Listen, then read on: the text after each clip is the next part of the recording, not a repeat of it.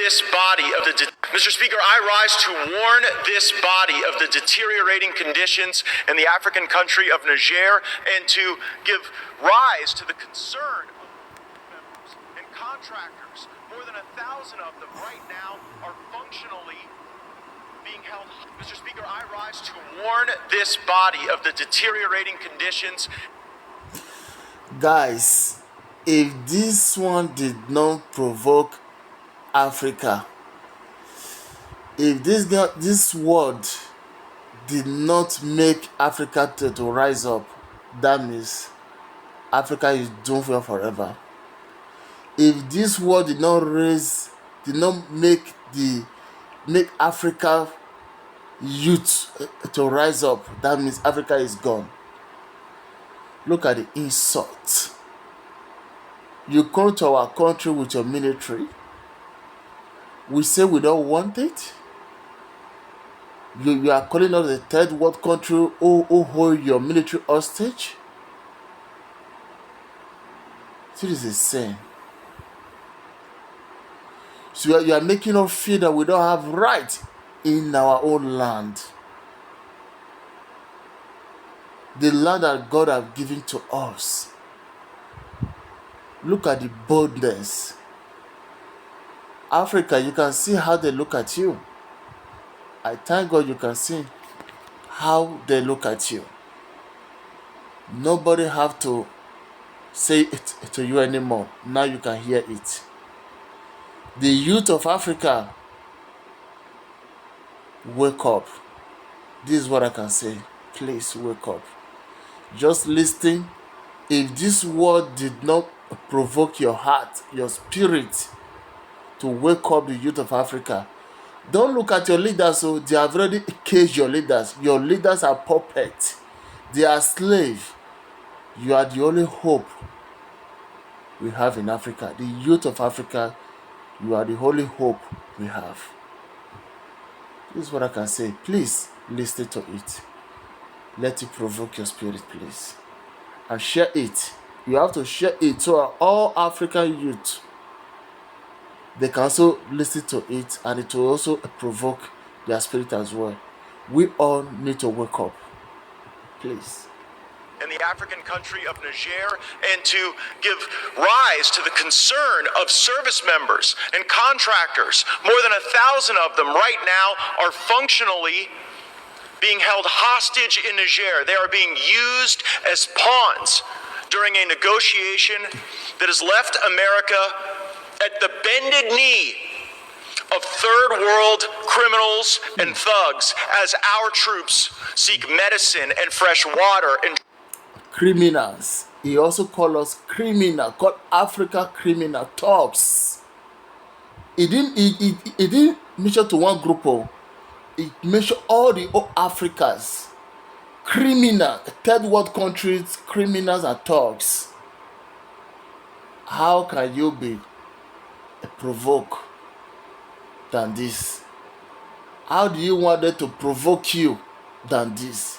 This, as I say, this one did not provoke all Africa. You are done here forever. This is your simple truth. Troop rotations. How did we get here with more than 1,100 Americans endangered right now in Niger? Well, it started back in March of 2023. Secretary of State Antony Blinken went to Niger and proclaimed that it was a model of resilience. A platform for great democracy would be where America would execute its Africa strategy. 1 year later, almost to the day, there was a coup in Niger.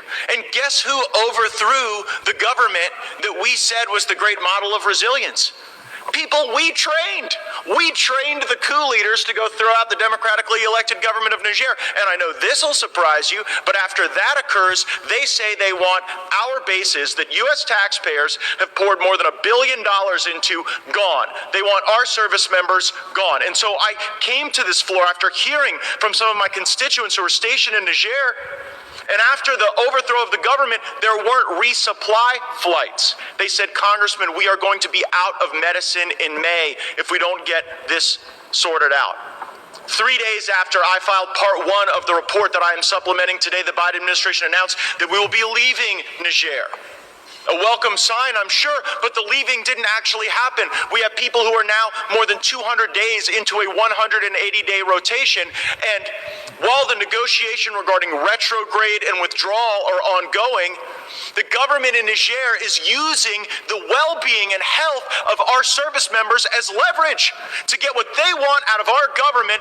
Our troops aren't getting medicine for malaria, for cholesterol, for their blood pressure, chronic conditions. And I've received the letters from the wives, from the fathers of the people who are in Niger now, and they say, we know that our family members are being extorted by the local governments when they try to leave, hundreds of dollars to even bring a bag through the airport. We know that Russians are behind the wire. You know what a real U.S. president would do? Say that C-130s are on their way to Niger today with the water and the medicine and the food our troops need, that they will have a full fighter pilot escort there. And if the Nigerian government or any other third world thug tries to even turn on their air defense systems, we should show those leaders and those thugs what the target package looks like on their houses and their family members, because it should not be Americans that are suffering because President Biden and Blinken are so embarrassed that their strategy in Africa failed that they're willing to let Americans' conditions deteriorate.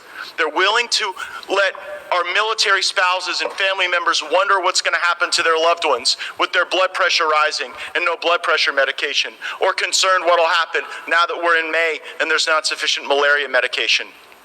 We should always keep our people's well-being at the forefront of our minds. And today,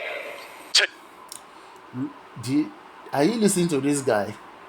He said they should always keep their people well-being, and he said America should take all their fighter jets, everything, all their military hardware.